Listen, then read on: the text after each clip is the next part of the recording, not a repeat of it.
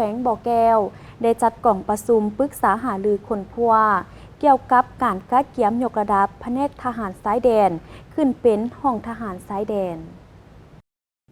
ในวันที่ 18 มีนาคม 2025 นี้อยู่ที่ห้องประชุมกองบัญชาการทหารแขวงบ่อแก้วได้จัดกล่องประชุมปรึกษาหารือคนครัวเกี่ยวกับการกะเกียมยกระดับแผนกทหารสายแดนขึ้นเป็นห้องทหารสายแดน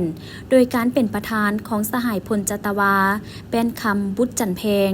ห้องเลขาพักแขวงห้องเจ้าแขวงบ่อแก้ว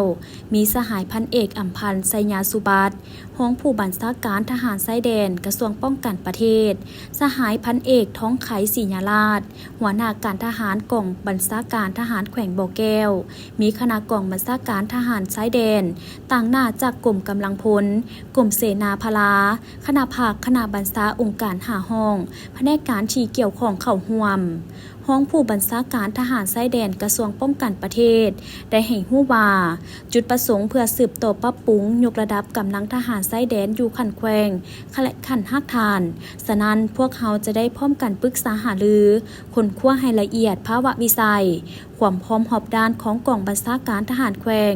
ซึ่งในนั้นแม่นด้านบุคลากรเสนอให้คนครัวคาดกะบรรดาสหายที่จะมาเป็นหัวหน้าการทหารและการเมือง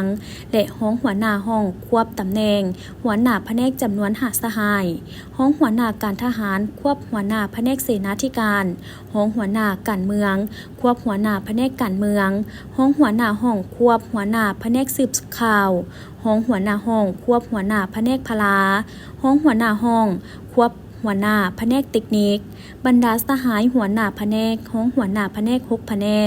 นกเสนาธิการแผนกการเมืองแผนกสืบข่าวแผนกพลาธิการแผนกเทคนิคแผนกบริหารสั่งรวมและบรรดาสหายหัวหน้าแขนงของบรรดาแผนกและด้านสถานที่ห้องการ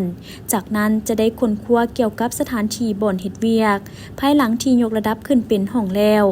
ต้องมีสถานที่เพียงพอห้องหับจำนวนพ้นของห้องอย่างหน่อยเบื้องต้นหับห้องได้50-70สหายในกล่องประชุมยังได้แลกเปลี่ยนการประกอบคำคิดคำเห็นตื่มเกี่ยวกับปัญหาข้อสะดวกข้อยุ่งยากในการกะเกียมยกระดับแผนกทหารสายแดนขึ้นเป็นห้องทหารสายแดนแขวงเพื่อให้สำเร็จตามจุดประสงค์คาดหมายที่วางไว้